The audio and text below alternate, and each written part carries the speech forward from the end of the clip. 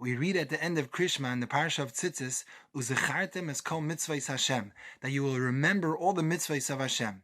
Rashi over there in Parsha Shlach, Perek Tezvav, Pasuk Lametes, tells us that when you look at your tzitzis, that will remind you of the Taryag mitzvahs, because the gematria of tzitzis is 600, and the 8 strings and the 5 knots equals 613. And the question is obvious. We all look at our tzitzis, and that doesn't make us remember the Taryag mitzvahs. We can look and look and look, but that doesn't remind us of the 613 mitzvahs. Why is that the case? And the answer is because of the pasuk afterwards. The pasuk says, "V'lo yisasuru acharei levavchem v'acharei einechem."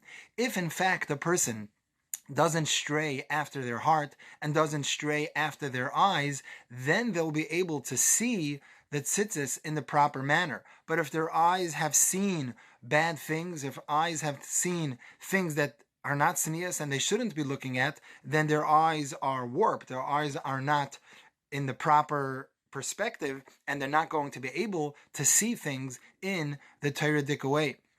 A friend of mine was one time talking to my Rabbi, Reb Asher, the biggest shiur in the world, and the whole time that my friend was talking to Reb Asher was a very deep conversation about moving back to America, when he should move back, if he should move back, very important decisions. The whole time Reb Asher was going through his tzitzis. His fingers were running through his tzitzis. He was constantly looking down at his tzitzis. And my friend built up the guts and asked him, "Rebbe, I noticed Rebbe is constantly looking at his tzitzis. Why is Rebbe doing that?"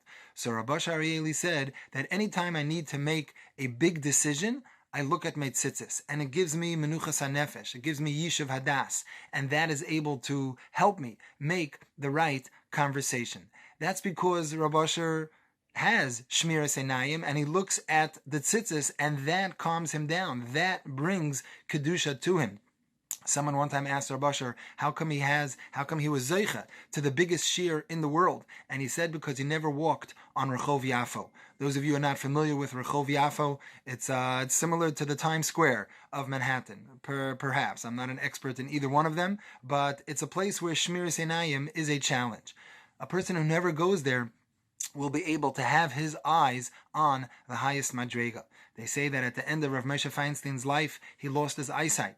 And Rav Moshe proclaimed that he doesn't know why. He doesn't know why he lost his eyesight, because miyom she'amad al daitai, from the day that he became mature, he never looked at anything that he wasn't supposed to be looking at. And those are high madregas. Those are high madregas for the great tzaddikim, but that is a lesson for all of us, that we can't expect our eyes to have the proper cook that the Torah expects from us if our eyes are looking at things that they should not be looking at. So Bez Hashem, we will daven to HaKadosh Baruch Hu that He should give us siyata d'shmaya in this great zehirus of shmiras einayim, and we should be able to use our eyes v'sechazena einenu b'shuvcha l'tzion berachamim. Thank you for listening to the Guard Your Eyes Daily Chizuk broadcast. Pass them on to your friends and help spread Kedusha in the world.